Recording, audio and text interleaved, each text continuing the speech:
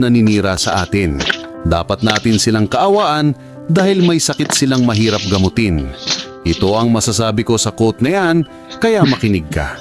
Kapag may naninira, madali talagang gumanti. Pero minsan ang ingay nila ay refleksyon ng tahimik nilang problema.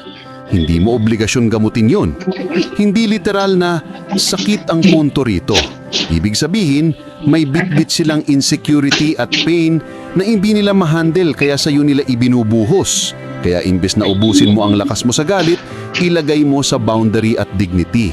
Huwag mong ikabit ang pagkatao mo sa opinyon ng taong hindi marunong humarap ng diretsyo. Proof beats chismis. Ayusin mo trabaho mo. Piliin ang mga laban mo at kung kailangan, i-block at i-report. Hindi dahil duwag ka, kundi marunong kang pumili ng kapayapaan. Alalahanin mo, kung wala kang ginawang masama, hindi mo kailangan magpaliwanag sa lahat.